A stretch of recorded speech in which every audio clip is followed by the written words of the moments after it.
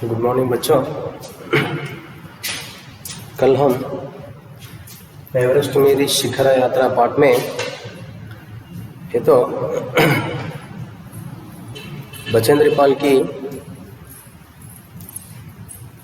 परिचय में एवरेस्ट मेरी शिखर यात्रा, इस पार्ट में हम एवरेस्ट पर चढ़ते समय बचेंद्र पाल ने जिस तरह कठिनाइयों को सामना किया और उधर चढ़ते समय कौन कौन से कठिनाई उधर आते हैं, एक एक बार चढ़ते समय हमारी मृत्यु भी हो सकती है, यह जानकर बचेंद्र पाल ऊपर चढ़ने के लिए शुरू किए थे। बचेंद्र पाल और उनके कुछ साथियां ये सभी मिलकर ऊपर चढ़ने के लिए कोशिश कर रहे थे। साथ में वो आदेश देने वाले वे भी थे मास्टर, उनके नेता मतलब लीडर। ये सब मिलकर ऊपर चढ़ते समय चढ़ने से पहले ही उधर क्या क्या दुर्घटना होते रहते हैं उसके बारे में बचेंद्र पाल भी जान ली थी। बचेंद्र पाल कहती है कि उधर चढ़ते समय या यह अभियान हम चलाते समय क्या होता है, उधर रोज 1 दर्जन से भी ज़्यादा लोग बर्फ में अपना प्राण त्याग करते हैं। मतलब एवरेस्ट चढ़ते समय बर्फ क्या करता है, उनको छूता है, मतलब स्पर्श करता है। इसका अर्थ होता है कि बर्फ के नीचे कुचल कर उन्होंने क्या होते हैं, अपना प्राण त्याग देते हैं। यहाँ तक उधर होने वाले दुर्घटनाओं के बारे में हम समझ लिए थे। आइए बच्चे, तो आगे बचेंद्र पाल अपनी यात्रा के बारे में हमारे साथ जिस तरह बांट लेती है। दूसरे दिन नए आने वाले अपने अधिकांश सामान को हम हिमपात के आधे रास्ते तक ले गए। देखो, दूसरे दिन मतलब अगले दिन, दूसरे दिन नए आने वाले अपने अधिकांश सामान को हम हिमपात के आधे रास्ते तक ले गए। तो ऊपर चढ़ते समय सिर्फ हम अकेले नहीं रहते, उधर हमें क्या आवश्यक चीज़ होते हैं उसे हम साथ ही ले जाना पड़ता है। उसी तरह दूसरे दिन बचेंद्र पाल ने क्या किया, सामान को हिमपात के रास्ते में आधे रास्ते उन्होंने क्या किया, अपने सामान सभी ले गए। डॉक्टर मीनू मेहता ने हमें एल्यूमिनियम की सीढ़ियों से अस्थायी पुलों का बनाना, लट्टों और रस्सियों का उपयोग, बर्फ की आड़ी तिरछी दीवारों पर रस्सियों को बांधना और हमारे अग्रिम दल के अभियात्रियों की कार्यों के बारे में हमें विस्तृत जानकारी दी। देख लो, उधर हम ऊपर चढ़ते समय हमारे साथ आदेश देने वाले मतलब मास्टर, इसका अर्थ नेता, उन्होंने क्या करते हैं, जिन वस्तुओं का हम उपयोग करना है उन वस्तुओं का उपयोग जिस स्थल में होता है, इस तरह हर एक विषय के बारे में हमें वो जो नेता होते हैं उन्होंने हमें आदेश देते रहते हैं। उसी तरह इधर क्या हुआ, एल्यूमिनियम की, देखो उधर डॉक्टर मीनू मेहता ने, तो वो उनके एक नेता क्या दिया, उन्होंने आदेश देने लगे या ऊपर चढ़ने से पहले उधर जिन वस्तुओं का उपयोग होते हैं उसके बारे में उन्होंने समझाने लगे। डॉक्टर मीनू मेहता ने हमें एल्यूमिनियम की सीढ़ियों से अस्थायी पुलों का बनाना, अस्थायी मतलब अस्थिर, वो स्थिर न रहने वाले, अस्थायी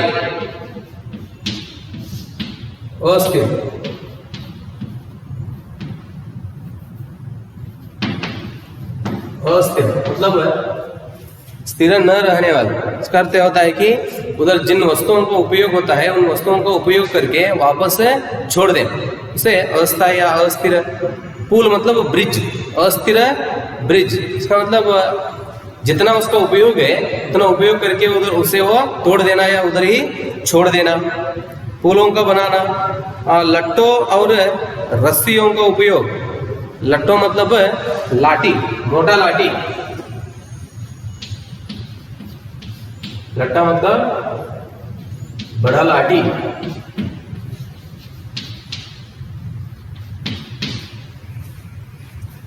तो एक स्थल पर क्या होते रहते हैं, बड़े बड़े लकड़ियों का उपयोग होता रहता है, इसलिए उन्होंने साथ ही सभी ले गए थे। और रस्सी, लट्टों और रस्सियों का उपयोग, रस्सी मतलब हग्ग हग्ग, रस्सियों का उपयोग, बर्फ की आड़ी तिरछी दीवारों पर रस्सियों को बांधना और हमारे अग्रिम दल के अभियात्रियों की कार्यों के बारे में हमें विस्तृत जानकारी दी। देखो डॉक्टर मीनू मेहता ने जिस तरह उनको इन उपयोग वस्तुओं को उपयोग करना और उधर ऊपर चढ़ते समय हम जिस तरह प्रयत्न करना है उसके बारे में उन्होंने जानकारी देने लगे। देखो उधर क्या कहते हैं, बर्फ की आड़ी तिरछी मतलब पूरा उधर किससे भरा रहता है वो स्थल, बर्फ से, तो आइस। उधर सभी रास्ते हो या उसका दीवार तो किसका रहता है, बर्फ का रहता है।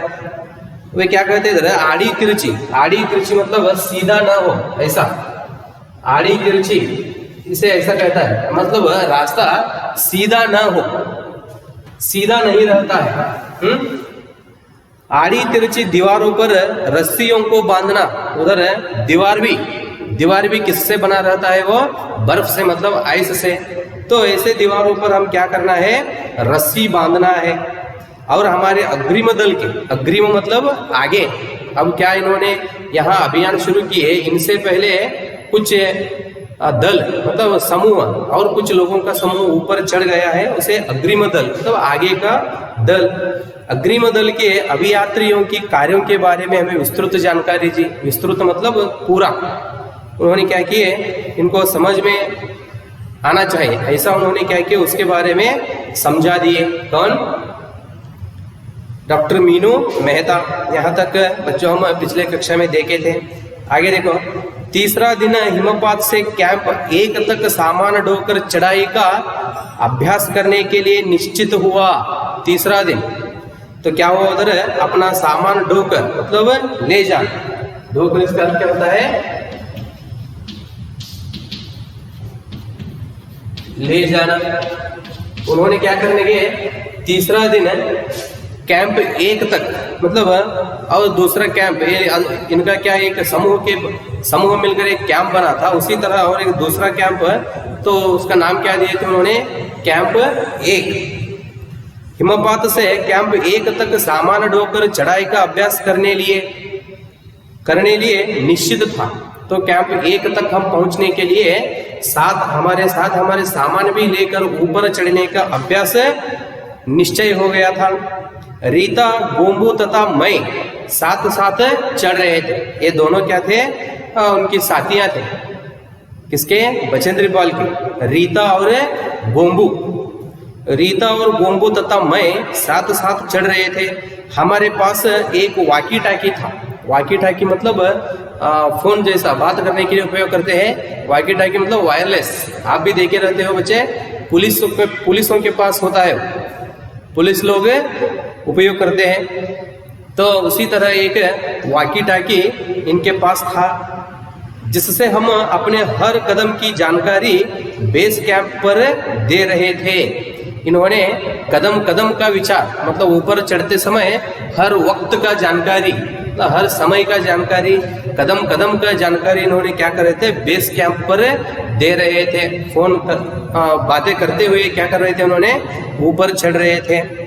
कर्नल कुल्लर उस समय खुश हुए, देख लो, इन्होंने अपने काम पर प्रयत्न करते हुए ऊपर चढ़ने का देखकर इनका नेता कर्नल कुल्लर बहुत खुश हुए। उन्होंने जब हमने उन्हें अपने पहुंचने की सूचना दी, क्योंकि कैंप 1 पर पहुंचाने वाले केवल हम 2 ही महिलाएं थी। देखो ये पूरा सभी महिलाओं का समूह में इन्होंने सिर्फ ये 2 थे। ये 2 महिलाएं क्या किए थे, सबसे ऊपर चढ़ रहे थे। कैंप 1 तक पहुंचाने वाले केवल हम 2 ही महिलाएं थी। तो बचेंद्र पाल कहती है, यह सुनकर क्या हुआ, वो कर्नल कुल्लर को, नेता या लीडर कर्नल कुल्लर को बहुत खुश हुआ। अंगदोरजी, लोपसांग और गगन बिस्सा अंततः साउथ पोल पहुंच गए और 29 अप्रैल को 7000 900 मीटर पर उन्होंने कैंप 4 लगाया। देख लो उधर क्या किया उन्होंने, अंग दोरजी और लोपसंगा और गगन भिस्सा अंततः साउथ पोल पहुंच गए। और उन्होंने क्या किए, साउथ पोल उधर का एक स्थल है, साउथ पोल पहुंच गए। और 29 अप्रैल को क्या किया उन्होंने, 7,900 मीटर पर उन्होंने कैंप 4 लगाया। मतलब उधर ऊपर चढ़कर उन्होंने क्या किया, इतना मीटर है ऊपर चढ़कर उन्होंने क्या किया, उधर है और एक कैंप मतलब एक स्थल का उधर है उन्होंने निशाना लगाया। तो उसे नाम क्या दिया, कैंप 4 लगाया। यह संतोषजनक प्रगति थी। यह तो क्या था, हमारे साथ होने वाले क्या कर रहे थे, बहुत खुशी से अपना काम में सफलता पा रहे थे। यह हमारी प्रगति का एक उदाहरण था। प्रगति मतलब अभिवृद्धि का एक उदाहरण था। जब अप्रैल में मैं बेस कैंप में थी, तेनजिंग अपनी सबसे छोटी सुपुत्री डेकी के साथ हमारे पास आए थे। देख लो उधर है, जब अप्रैल में मैं बेस कैंप में थी, तेनजिंग अपनी सबसे छोटी सुपुत्री मतलब पुत्री डेकी के साथ हमारे पास आए थे। उन्होंने इस बात पर विशेष महत्व दिया कि दल के प्रत्येक सदस्य और प्रत्येक शेरपा कुली से बातचीत की जाए।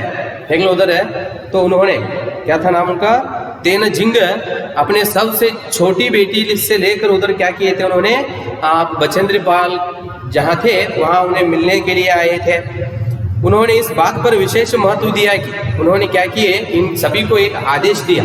क्या कहता है देख लो, विशेष महत्व दिया कि दल के प्रत्येक सदस्य और प्रत्येक शेरपा कुली, देख लो उधर क्या कहते हैं उन्होंने, इस दल के या इस समूह के हर एक सदस्य मतलब हर एक आदमी उन्होंने क्या करना है, शेरपा कुली से बातचीत की जाए। हर एक व्यक्ति, दल के हर एक व्यक्ति क्या करना चाहिए, तो उधर प्रत्येक शेरपा और कुली के साथ हर कदम का विषय उनके साथ बांटते हुए बातचीत करना चाहिए। जब मेरी बारी आई, मैंने अपना निश्चय यह कहकर दिया कि मैं बिल्कुल ही नौसिखिया हूँ। नौसिखिया मतलब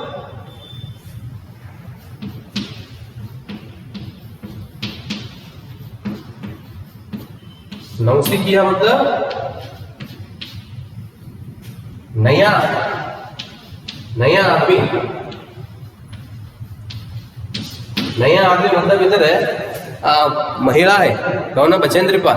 तो शब्द अर्थ नौसिखिया मतलब नया आदमी, तो नया सदस्य। इसका अर्थ होता है कि उधर ऊपर चढ़ने के दल में इन्होंने पहली बार आए हुए महिलाएं थी, इसलिए तो उसे नया आदमी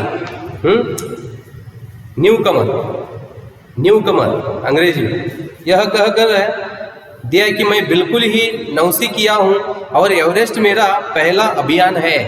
देख लो उधर उन्होंने जब बचेंद्र पाल की बारी आ गई, बारी मतलब उनकी जाने की उसकी क्या बोलते हैं आप, भारी मतलब आप कन्नड़ में पाड़े अंतर सरदी नन्न सरदी, उसी तरह भारी आई। मैंने अपना निश्चय यह कह कर दिया कि मैं बिल्कुल ही नौसिखिया हूँ और एवरेस्ट मेरा पहला अभियान है। तो ये तो मेरा क्या है, पहला अभियान है। इसका अर्थ होता है कि मैं पहली बार ऊपर चढ़ने के लिए और एवरेस्ट चढ़ने के लिए कोशिश कर रही हूँ। तेनजिंग हंसे और मुझसे कहा कि एवरेस्ट उनके लिए भी पहला अभियान है। तो बचेंद्र पाल की बातें सुनते ही तेनजिंग, तो नेता तेनजिंग हंसने लगे। हंसकर तो उनसे कहते हैं उन्होंने बचेंद्र पाल से, इस अभियान में जो लोग भाग लिए हैं इन सभी को ये तो क्या है, पहली यात्रा है या पहली अभियान है।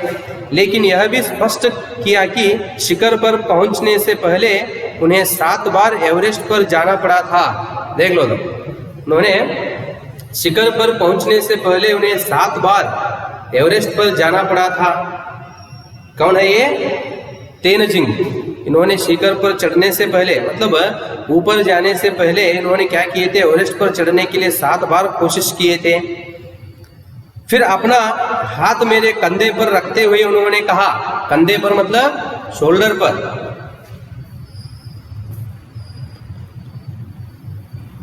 फिर अपना हाथ मेरे कंधे पर रखते हुए उन्होंने कहा, तुम एक पक्की पर्वतीय लड़की लगती हो। पक्की मतलब आप अच्छी, पक्की मतलब खास बोलते हैं आप, खास। एक पक्की पर्वतीय लड़की लगती हो, तुम्हें तो शिखर पर पहली ही प्रयास में पहुंच जाना चाहिए। तो बचेंद्र पाल की चेहरा देखकर, मतलब ऊपर चढ़ने का भाव देखकर, मन में जो क्या भाव था, क्या खुशी का भाव था, यह देखकर उन्होंने बचेंद्र पाल को एक प्रोत्साहन देता है। उन्होंने क्या देता है, देख लो क्या कहता है, तुम एक पक्की पर्वतीय लड़की लगती हो, तुम्हें तो शिखर पर पहली ही प्रयास में, प्रयास मतलब कोशिश, प्रयत्न,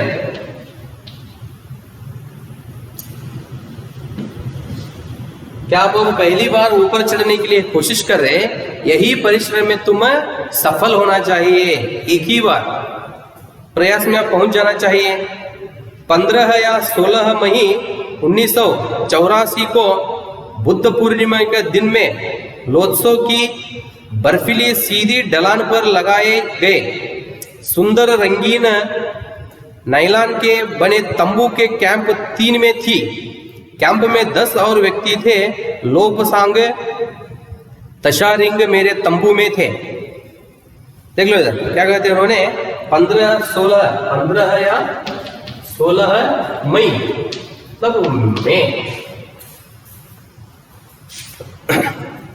15 या 16 मई 1984 को बुद्ध पूर्णिमा के दिन 1984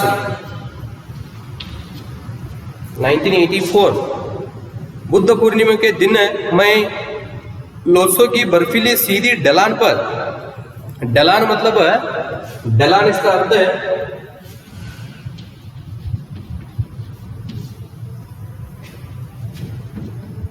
तो उधर जमीन, ढलान इसका अर्थ है वो धरती या जमीन ऐसा रहता है कि नीचे की ओर से उतर हो, तो आप उसे इलिजार हो।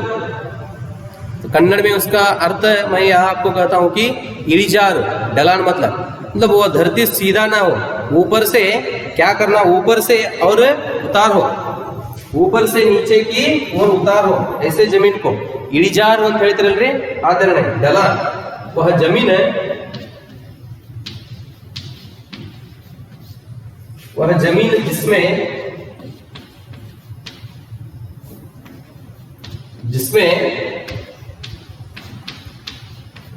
ऊपर से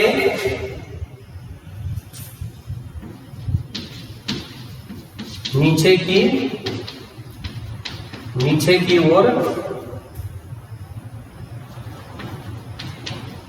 उतार हो। उन्होंने क्या, देखो क्या कहते हैं उन्होंने, लोत्सो की बर्फीली सीधी ढलान पर लगाए गए सुंदर रंगीन, तो उधर उन्होंने क्या किए थे, एक तंबू, तंबू मतलब उधर वास करने की एक स्थल है। आप गुड़ीसलू बोलते हैं ना, गुड़ीसलू तंबू। अब आप देखते रहते हो सैनिक लोग काम के लिए जाते वक्त तो उधर रहने के लिए कोई स्थल का व्यवस्था नहीं हो तो उन्होंने अपने आप व्यवस्था कर लेते हैं, तो तंबू रहने के लिए। तो उसी तरह उधर क्या हुआ था, नायलॉन के बने तंबू के कैंप 3 में थी। कैंप में 10 और व्यक्ति थे। इन्होंने क्या किए, 15-16 मई को बुद्ध पूर्णिमा के दिन में लोत्सो की बर्फीली सीधी ढलान पर लगाए गए सुंदर रंगीन नायलॉन के बने तंबू के कैंप 3 में थी। देख लो उन्होंने क्या किया, और चढ़ते चढ़ते आगे गई, ऊपर के और कुछ लोग ऊपर और कुछ लोग गए थे। ये जाकर क्या हुआ, उनसे मिला। 3 में थी, कैंप में 10 और व्यक्ति थे। तो कौन कौन, उदाहरण के लिए उनका नाम भी इधर देते हैं। लोपसांग और तशारिंग मेरे तंबू में थे। एनडी शेरपा तथा 8 अन्य शरीर से मजबूत और ऊंचाइयों में रहने वाले शेरपा दूसरे तंबू में थे। देख लो, कुछ लोग इनके तंबू इनके तंबू में मतलब वो रहने का एक स्थल है, वो उनके इनके साथ थे। और कुछ लोग उधर और एक तंबू था उसमें थे। देखो उधर 8 अन्य शरीर से मजबूत, और शरीर से मजबूत मतलब स्ट्रांग, उनका शरीर कैसा था? स्ट्रांग, शरीर से मजबूत और ऊंचाइयों में रहने वाले शेरपा दूसरे तंबुओं में थे। मैं गहरी नींद में सोई हुई थी। गहरी मतलब डीप नींद। मैं गहरी नींद में सोई हुई थी कि रात में 12:30 बजे के लगभग मेरे सिर के पिछले हिस्से में किसी एक सख्त चीज के टकराने से मेरी नींद अचानक खुल गई। देखो सख्त,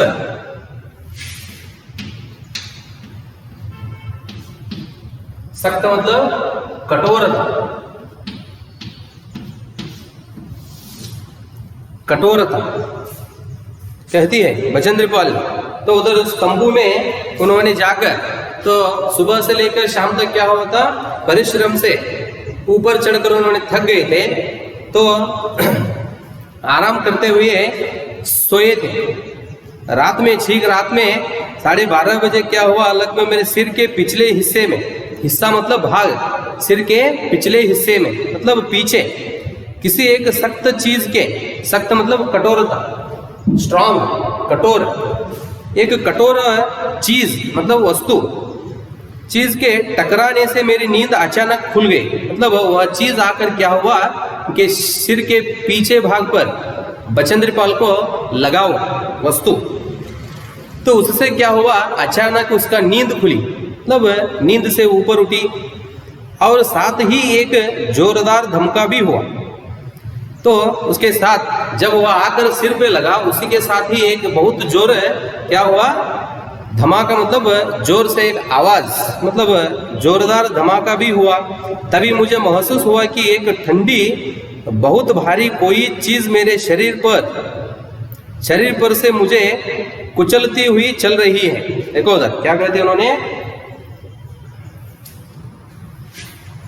कुचलना,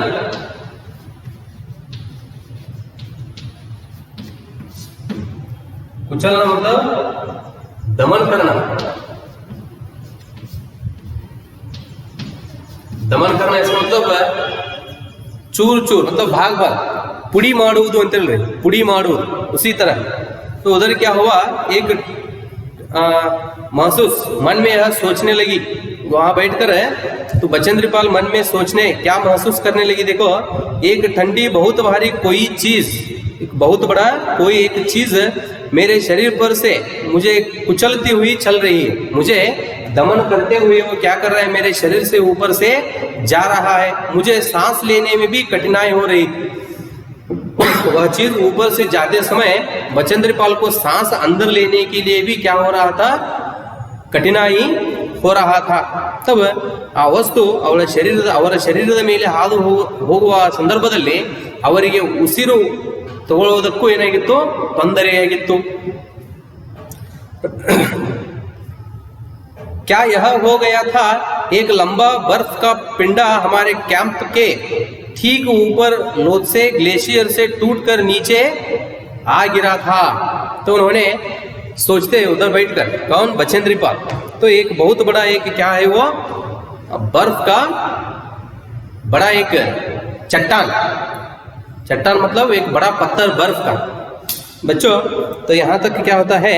बचेंद्र पाल अपने साथियों के साथ और नेताओं के साथ, आदेश देने वालों के साथ बहुत परिश्रम से क्या कर रही है? ऊपर चढ़ने के लिए कोशिश कर रही है। तो इस एक कोशिश में या उनके प्रयत्न में वो सफलता पाती है या नहीं पाती है, लेकिन उस सफलता में सफलता पाने के लिए जो रास्ते में वो चल रही है, उस रास्ते में इससे भी ज़्यादा बड़े बड़े कठिनाइयाँ आते हैं। तो हर एक कठिनाई को उन्होंने जिस तरह सामना किया, तो इसका आगे का भाग हम और एक आगे की कक्षा में देखेंगे। धन्यवाद बच्चों।